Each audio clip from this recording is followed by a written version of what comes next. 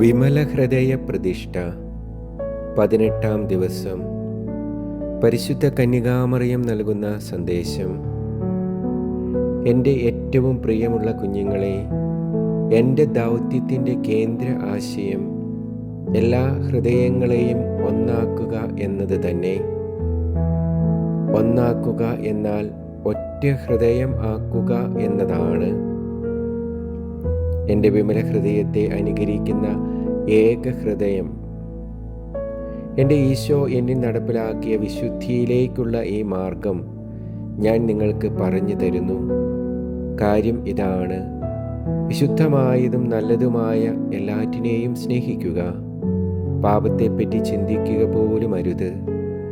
ഈ ദൗത്യത്തിൻ്റെ പ്രകാശമായ ഈശോയ്ക്ക് വേണ്ടി മാത്രം ജീവിക്കുക.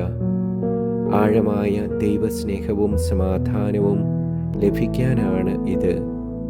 ദൈവകൃപയുടെ ഈ പദ്ധതി നിങ്ങളിൽ നിന്നും ഇതാണ് ആവശ്യപ്പെടുന്നത്. വഴികാട്ടി.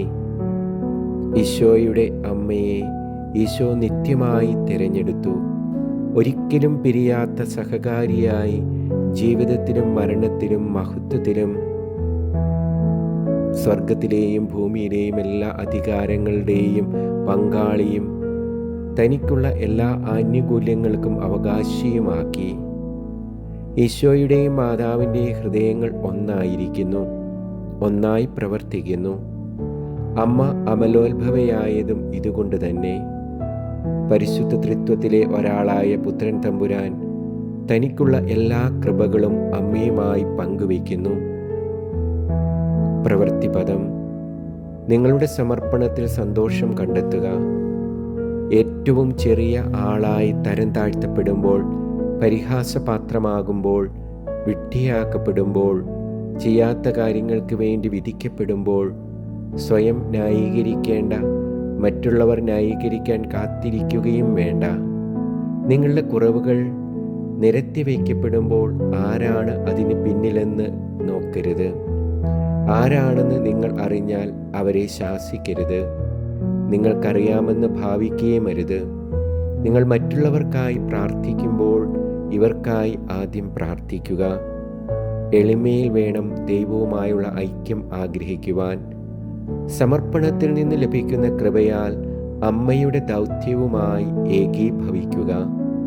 വിമല ഹൃദയം നമ്മിൽ വിജയിക്കുന്നത് നമ്മുടെ താഴ്മയിലാണ്.